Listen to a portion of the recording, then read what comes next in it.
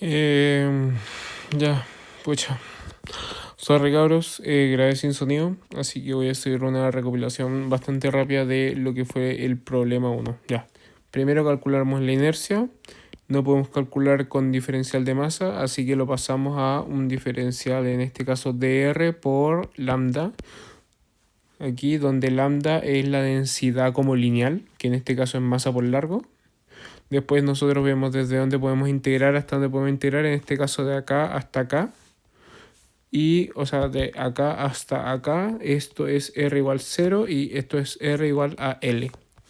Entonces, ¿qué es lo que tenemos? En este caso tenemos que de 0 a L la integral de R cuadrado, porque recordemos R cuadrado igual a X cuadrado más Y cuadrado de R. En este caso no usamos el jacobiano, tener en cuenta eso. M dividido L, bla, bla, bla. Aquí hablamos, obtenemos eso. Ya, después. Tenemos ahora marcos, cinemática, posición, velocidad, aceleración. En este caso, los marcos, tenemos el pivote, que en este caso, este de acá, siempre se va a quedar quieto. Y tenemos la barra que va a girar con ángulo teta. Entonces, después de eso, obtenemos la posición. Tenemos de la barra, va a ser L medios porque tomamos en cuenta el centro de masa de la barra. Y del anillo tomamos la posición exacta del anillo. Entonces después cuando sacamos una derivada nos va a quedar aquí por el trucazo eso. Y también aquí nos va a quedar por el trucazo eso. Derivamos más, nos va a quedar eso.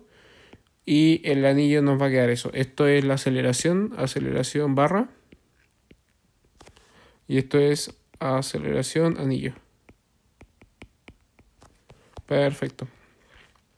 Después hacemos la cinemática. Analizamos la barra. ¿Y qué es lo que vamos a tener? En este caso vamos a tener la reacción de acá, la reacción del pivote. Y como tenemos la reacción del pivote, nosotros no sabemos realmente qué dirección puede tener el pivote. Pero si asumimos que la barra es muy delgada, no puede tener fuerzas laterales, no puede tener fuerzas como en esta dirección. Eso es lo que me di la lata de explicar antes y no se grabó, por Dios, ya. Y ahora sí se está grabando, el puntito me lo dices ya. No puede tener fuerza ahí. Entonces, si nosotros hacemos el DCL en estos puntitos azules que estamos viendo ahí, vemos que la única fuerza que puede haber es en esa dirección. Entonces, el pivote sí o sí tiene que tener esa dirección la fuerza, que en este caso es menos ER. Después, la fuerza de gravedad es la masa por la gravedad en la dirección, bien, y la normal. En este caso, como decía, da lo mismo para qué lado tengamos la normal, nomás hay que ser consistente. Por ejemplo, porque esta es la normal de la fuerza de reacción del anillo, es la normal que ejerce el anillo sobre la barra. ¿Qué es lo que ocurre? Si nosotros tomamos la normal del anillo para allá, significa que la normal que ejerce el anillo sobre la barra va a ir hacia el otro lado. Pero si nosotros, por ejemplo, tomamos que la normal del anillo es para allá, entonces la normal que ejerce la barra, o sea, el anillo sobre la barra va a ser para acá, para el otro lado. Tener en cuenta eso. Entonces hacemos DCL el anillo, tenemos la normal. Se dan cuenta que si aquí ponemos n en teta, aquí ponemos menos n en teta. Después tenemos la del resorte y tenemos la gravedad. Entonces aplicamos ley de Newton, primera, despejamos, llegamos a eso. Después vamos acá y calculamos la derivada del momento angular es igual al torque, que es la segunda ley de Euler. Ocupando la segunda ley de Euler, llegamos a esto de acá. ¿Por qué ocupamos la segunda ley de Euler respecto al punto O? Porque el punto O tenemos una reacción que nos molesta. Entonces, como había explicado acá, cuando tenemos esta reacción que nos molesta, tenemos este F de acá y este R de acá. Y en este caso, como este R es 0, simplemente se nos va. Siempre es eso bueno cuando se nos va una fuerza. Cuando nos molesta una fuerza, podemos utilizar el momento angular para eliminar esa fuerza. Hay veces que incluso podemos utilizar el momento angular para eliminar varias fuerzas, lo que es muy charo.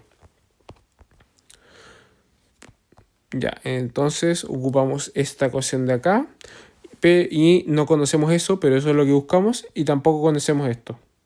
¿Qué es lo que ocurre? Esto de acá, en la normal, la podemos sacar de la segunda ley, o sea, de la segunda ley de Newton del anillo. Si hacemos el DSL del anillo, masa igual fuerza por aceleración, o sea, masa por aceleración igual fuerza, vamos a llegar a esa ecuación. Despejando n, sé que me va a quedar en términos de teta punto, pero después ese teta punto lo puedo factorizar con este de acá, y no va a haber problema. Este de acá, o sea, este teta punto acá, después lo meto acá, y aquí lo puedo factorizar con este, y ahí sí me va a quedar solamente teta punto, que es lo que exactamente que hago. Despejo el n, lo meto acá, calculo el producto punto y llego a esta solución. Y lo que yo me había dado cuenta es de que esto es la inercia del sistema completo. Básicamente de la barra más anillo.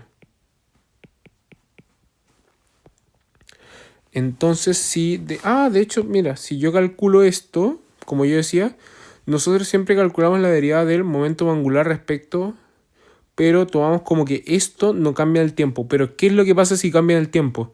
Vamos a tener la derivada de esto por teta punto más esto sin derivar por teta punto punto.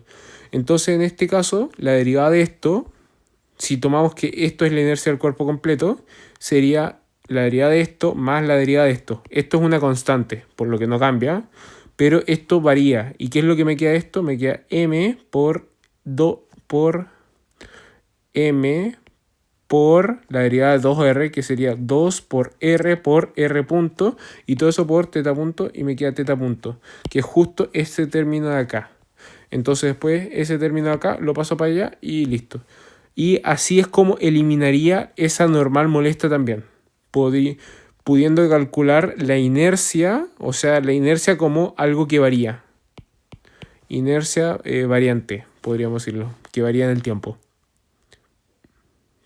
Por eso tienen que saber bien las ecuaciones y entenderlas. Si yo tomo, por ejemplo, la inercia de todo el sistema de la barra más el anillo, no cuento la normal. Y bueno, aquí se dan cuenta, esta es la fuerza de gravedad de tanto. Pero si yo tomo solo la de la barra, tengo que contar la normal del anillo. Si tomase solo la del anillo, tendría que tomar la normal de la barra, o sea, la normal del anillo y todo eso. Siempre son todas las fuerzas externas. Tener mucho eso en cuenta porque hay veces en la I3 pasó que muchos tenían velocidad. Siempre generalmente las normales se iban. ¿Por qué? Porque, o sea, la normal era en dirección binormal, producto punto, vector velocidad, en tangencial, generalmente se iban. Pero en este caso las normales eran de la curva, no eran de la partícula. Y como eran de la curva y no de la partícula, y justo en ese caso no coincidían, no se iban. Así que tener en cuenta eso. Ya, pero vamos con el segundo problema porque se me está haciendo tarde. Menos mal, mañana no tengo examen. Ya, en el sistema esbozado, bla, bla, bla, básicamente tenemos un carrito que se desliza. O sea, no hay roce en el suelo, aquí no hay roce. Y encima del carro, ¿qué es lo que tenemos? Tenemos una rueda que va girando, que está acoplada a un resorte, y tenemos una fuerza externa. Entonces, demuestre que el momento de inercia del cilindro sobre el eje de rotación es IZZ. En este caso, ¿qué es lo que voy a tener? Va a tener... No me gusta el rojo. Comunista. IZZ va a ser igual a integral sobre el cuerpo de x cuadrado más y cuadrado dm. En este caso, el dm va a ser igual a sigma. Bueno, porque un cilindro va a ser ρ por diferencial volumen. El diferencial volumen lo voy a trabajar como cilíndrica, porque un cilindro, R de R de teta y de z. Ya.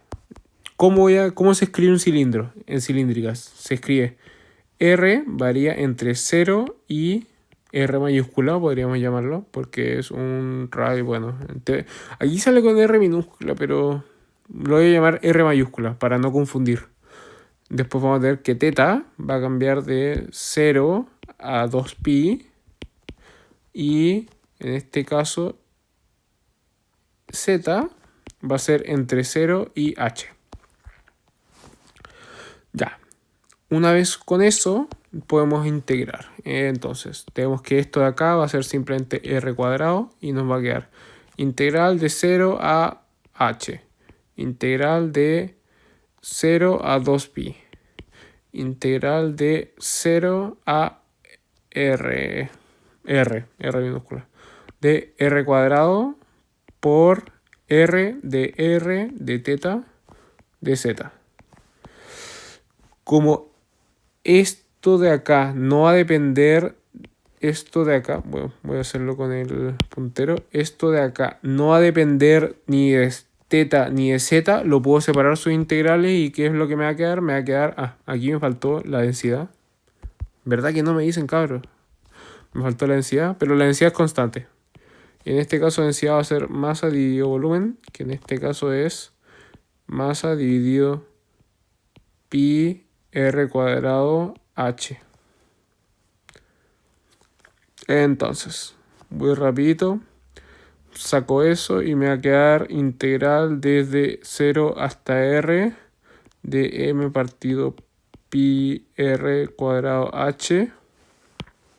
Aquí voy a separar.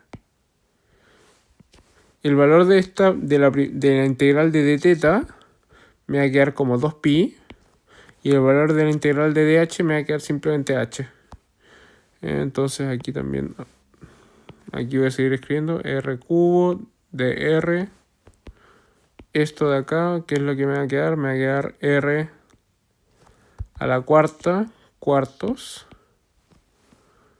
Aquí puedo cancelar este de pi con este pi. Este h con este h. Este 2 con este 4 me queda 2. Y este r cuadrado con este r a la cuarta y este me queda 2. Y entonces lo que me va a quedar, adivinen qué es.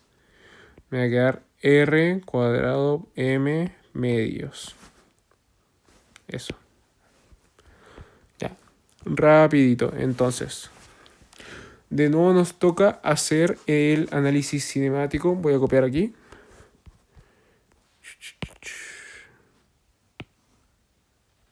De nuevo nos toca hacer esto.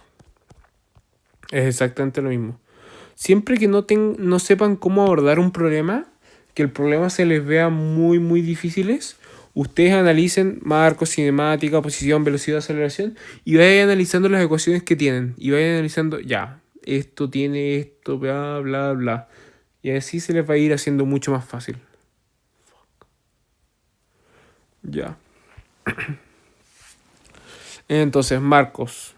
En este caso vamos a tener el marco inercial.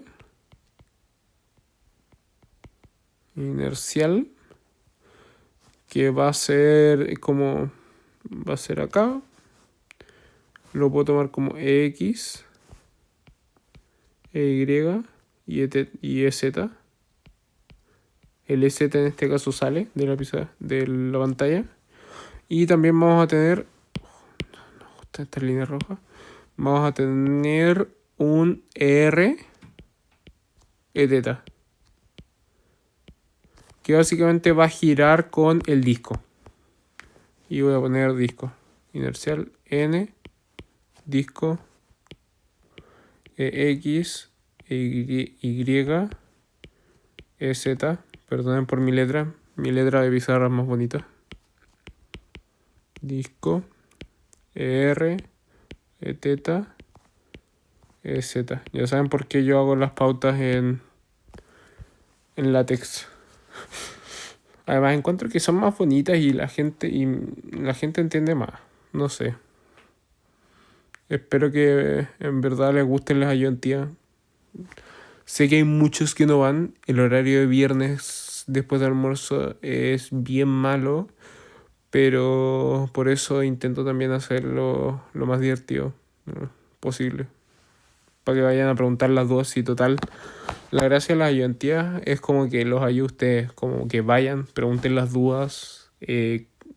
Caguen en la ayudantía para no cagarle en la prueba. Eso. Bueno, sigamos. Las ecuaciones que modelan el sistema. Que ya. Entonces ya tenemos marcos, cinemática, falta. Vamos con la cinemática. En este caso tenemos el carrito. La posición del carrito se define con X1 y la posición del centro del disco con respecto al carrito es X2. Entonces nosotros vamos a tener R carro va a ser igual a X1 en EX. Bueno, ¿y para qué? Velocidad va a ser X2 en EX, o sea, X2, bla, bla, bla, no, X1 punto en X, y después esto va a ir aceleración, va a ser X punto punto en 1 en EX. En este caso, R disco va a ser igual a X1, que es la posición como del carro, más la posición del disco respecto al carro. Todo esto en la dirección EX. Cuando lo derivo me queda lo mismo, pero derivo X1 más X2 derivado en EX. Y la aceleración me queda X punto punto 1 más X punto punto 2. Todo esto en EX. Ya. Entonces, una vez tengo esto, ya tengo todo eso, vamos a hacer cinemática. En este caso voy a robar el diagrama de acá. Pip. Es más fácil.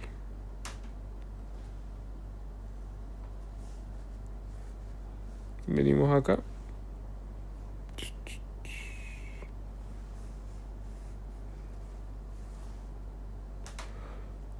Perfecto.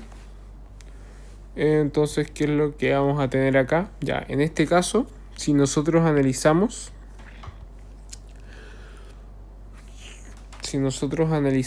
las fuerzas que afectan al carrito, ¿qué es lo que vamos a tener? Vamos a tener la fuerza de roce de la rueda, porque la rueda rueda sin resbalar. ¿Qué es lo que significa? Si la rueda no hubiese roce, significa que no habría manera que resbale. O sea, sí o sí resbalaría si no hubiese roce. Es algo súper contraintuitivo, pero piensa que los autos se mueven porque existe roce. Por eso cuando ustedes están en una superficie como por ejemplo el hielo, cuesta muchísimo poder parar o poder avanzar. Cuando uno quiere avanzar en el hielo, uno no camina normalmente como con los pies paralelos. Uno como que pone el patín, o sea, pone los pies como medio diagonal y ejerce una presión, una fuerza que no permite a deslizarse normalmente. Básicamente como que estoy generando mi propio roce. No lo estoy haciendo con el patín de la manera más útil para desplazarme, pero sí para comenzar a desplazarme. Eso, entonces tenemos esta fuerza acá. Tenemos la normal, que esta es la normal que ejerce esto sobre el disco, que es la misma que ejerce el disco sobre esto. Tenemos el peso y tenemos la normal 1, que esta normal 1 es la normal que ejerce este suelo sobre este cuerpo de acá. Entonces, ¿qué es lo que vamos a tener? También el resorte. Ahora toca caracterizarlo. FS. Voy a ir aquí en el carrito. ¿Qué es lo que vamos a tener? Vamos a tener menos K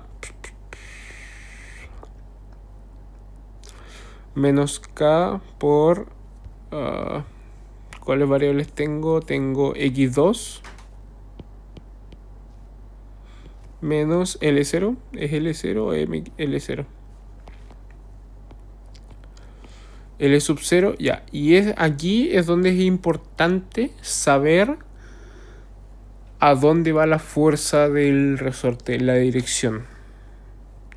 Entonces, en este caso, yo tengo la fuerza que va, por ejemplo, si no, imaginemos que el resorte estuviese en tracción. Significa que esto de acá, o sea que esto de acá es mayor a 0. Si esto es mayor que 0 y está en tracción, significa que la fuerza va hacia allá. Por ende, si la fuerza va hacia allá, significa que va en sentido X positivo. Como va en sentido X positivo, significa que esto tiene que ser menos X. Déjenme comprobar rápidamente que no me esté equivocando. Hay muchas veces...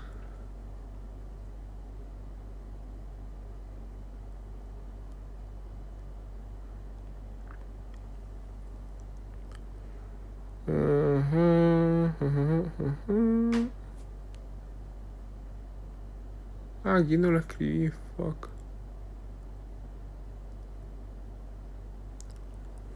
Fuck, no lo escribí, pero bueno, sí.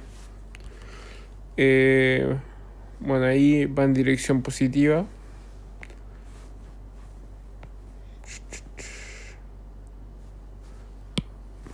Porque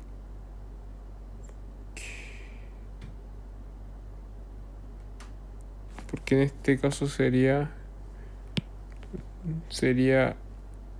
x2, sería menos x2 partido en valor absoluto en x, partido en valor absoluto en menos x2 x. Si ahí eso se va y me queda solamente el menos x. Sí, en menos x. Siempre que tengan dudas, ustedes pueden comprobar de esta manera y como diciendo ya, si esto está, pues, si esto está así, ¿cómo sería esto? Después tenemos normal 1, que va a ser igual a normal, esto es fuerza, normal en EY. Después tengo fuerza peso, mg. Después tengo roce, que va a ser roce en EX. Y vamos a tener normal 2 en menos EY. Aquí me comí la N. En menos EY. Y bueno, aquí, ¿qué es lo que voy a tener? Voy a tener, en este caso, para este cuerpo, voy a tener la misma fuerza de acá, pero en el otro sentido, por lo que voy a tener menos K x2 menos L0 por EX positivo. Voy a tener mg de peso. Y voy a tener la normal 2. Normal 2, normal 1. Normal 2 que va a ser N2 en EY. Ah, y la reacción de la fuerza de roce, que esto sería, aquí no la puse. Ah, sí, la puse en X. Pero en este caso sería menos X y esto sería X positivo. Y bueno, esas son las fuerzas que hay. Ahora toca hacer, ya las caracterizamos, toca resolver. Perfecto. Entonces, yo de nuevo quiero que tengan muy internalizado esto de acá. Ya. Si yo analizo este cuerpo por separado, voy a tener en la aceleración, ¿qué es lo que voy a tener? Voy a tener x1, voy a simplemente tener x1 punto, pero ¿qué voy a tener? Voy a tener esta r que no tengo ni idea cuánto vale. Voy a tener esta n que no tengo idea cuánto vale, esta n que no, esta n. Esto sí lo conozco. Se asume que lo conozco y bueno, tampoco sé cuánto vale. Bueno, sí sé cuánto vale esto, pero no voy a tener idea cuánto vale esto. ¿Y qué es lo que ocurre acá? con esto tampoco voy a tener idea cuánto vale esto ni cuánto vale esto. Entonces, en ninguna de las dos ecuaciones veo como una manera fácil de obtener cuánto vale mi x punto punto o y, o sea, x, no sé de ninguna manera fácil cómo obtener x1 punto punto o x2 punto punto. Pero ¿qué es lo que veo?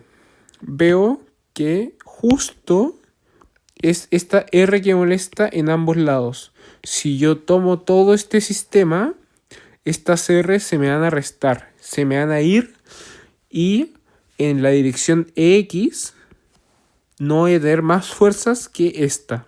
Esta va a ser la única fuerza externa. Entonces puedo hacer eso y eso es exactamente lo que voy a hacer.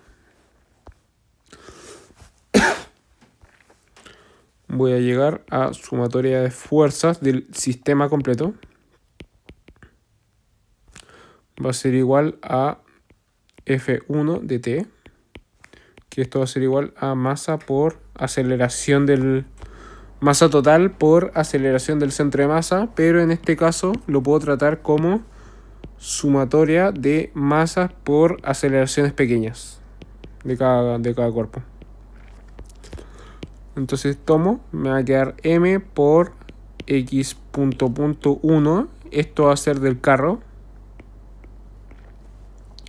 más m por x1 punto punto más x2 punto punto. Todo esto,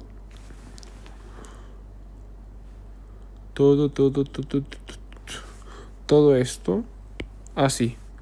Entonces, ¿qué es lo que me va a quedar? Me va a quedar F1 de T va a ser igual a M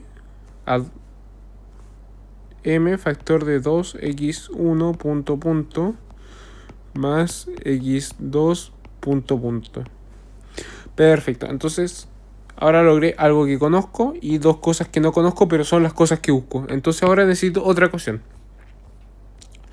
Si veo el eje Y, no voy a conseguir nada, ya que ambas de mis variables están en el eje X.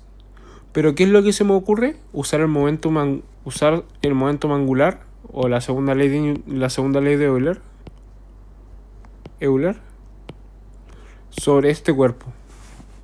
Porque este cuerpo, como rueda sin resbalar, indirectamente va a cumplir una relación importante. ¿Qué es lo que voy a tener? Indirectamente,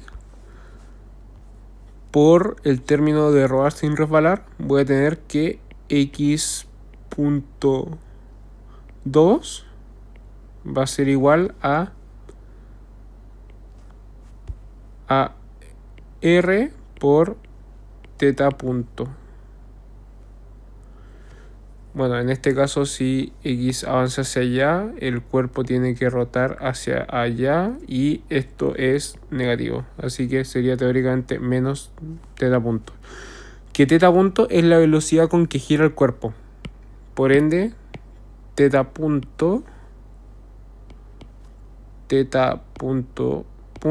o sea, teta punto 2 partido r va a ser igual a esto con un menos a teta punto. Se preguntarán, ¿para qué obtuve esto? Porque si yo puedo obtener, en este caso, la segunda ley de Euler con respecto a este punto de acá, al centro de masa, ¿cuáles fuerzas se me van a ir? La del resorte se me va. Esta n de acá se me va. mg se me va. Lo único que me queda es esto. Y de ahí puedo usar también esta fuerza de acá y puedo obtener... voy a poder obtener lo que estoy buscando, que es otra ecuación extra. Entonces, aplicamos segunda ley de Euler y ¿qué es lo que me queda? Inercia, en este caso el centro de masa, cm, zz por teta punto punto es igual a sumatoria de torques. Que en este caso el único torque que hay es R en menos EY cruz cruz reacción o roce en EX porque es la que le afecta a la partícula de acá, que es nx positivo. Si analizásemos esto, esto sería menos cx. Entonces, perfecto. Conocemos esto, lo calculamos en el ejercicio del problema. Buscamos esto, que esto en realidad, bueno, eso no lo buscamos. Lo que nosotros buscamos es esto. X.2 partido R. Y con un menos acá, por el menos de esto de acá. Eso es lo que buscamos. Entonces tenemos, en este caso, R en menos EY cruz R en X. Pero no conocemos esto. Esto no lo conocemos. Y de nuevo, ¿qué es lo que vamos a hacer? Vamos a utilizar la ecuación de Newton para despejar eso. Entonces, ¿a qué es lo que vamos a llegar? Si utilizamos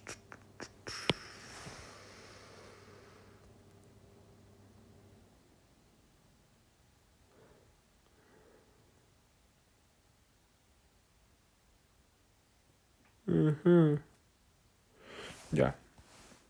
Si en este caso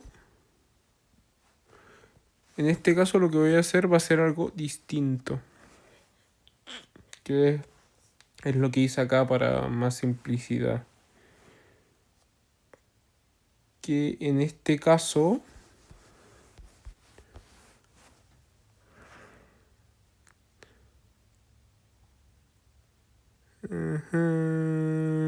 ¿sabéis qué? Voy a hacerlo completo, así nomás. Voy a hacer completo que ya. Sumatoria de fuerzas del carro.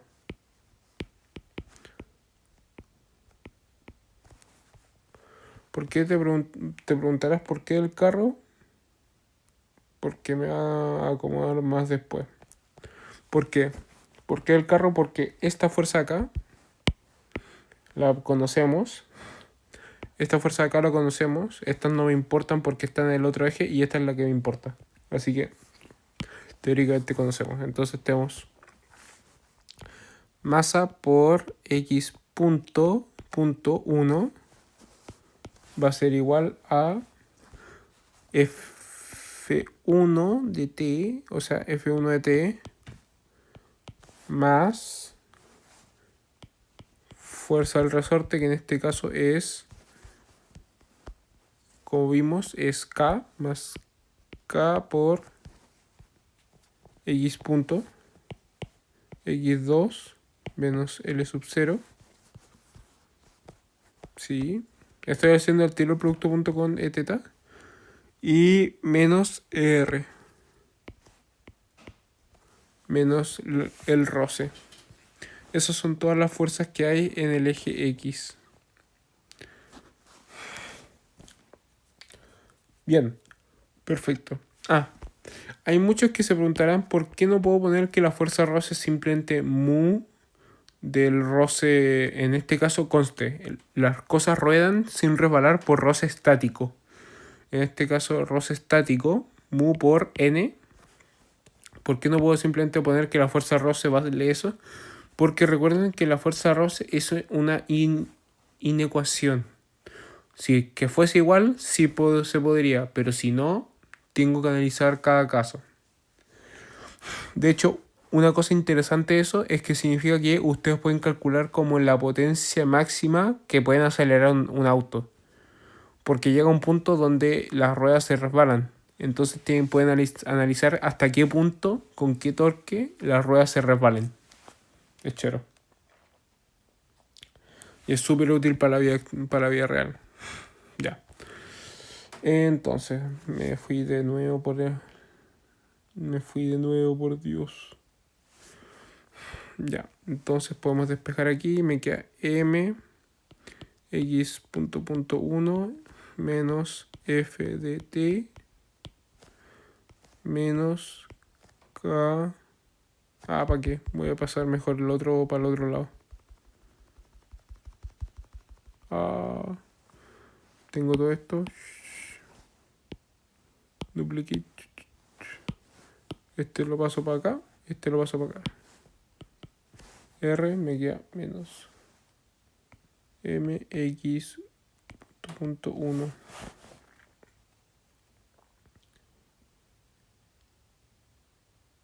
C.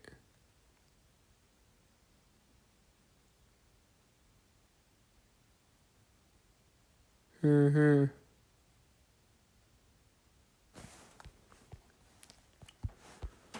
Entonces, ahora que tengo esta ecuación, lo puedo reemplazar acá. Y me queda menos.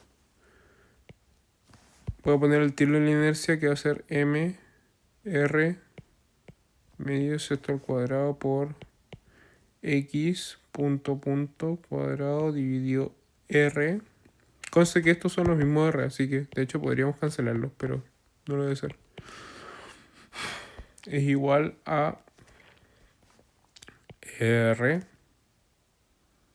En este caso, menos EI cruz EZ, o sea, cruz EX, sería para abajo y para la derecha, la regla de la mano derecha.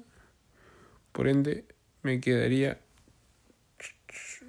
que sube. O sea que es, por ende, va así. Y como va así, es positivo. El torque es positivo, por ende, me queda este radio por todo esto de acá. F1 de t más K X2 menos L sub 0 menos MX1 punto. Todo está multiplicado. Y perfecto, entonces ya, con esta ecuación de acá, lo voy a subrayar, con esta ecuación de acá más esta ecuación de acá, podemos resolver todo el sistema. Y simplemente les voy a poner la solución porque no tengo mucha energía. Que en este caso se llega a que x1 vale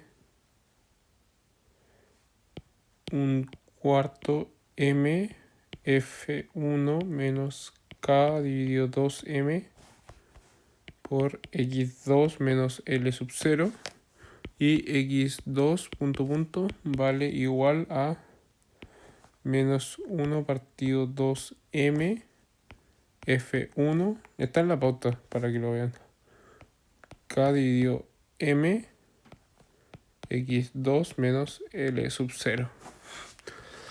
Y esa es la respuesta final. Espero que los haya ayudado. Mucha suerte.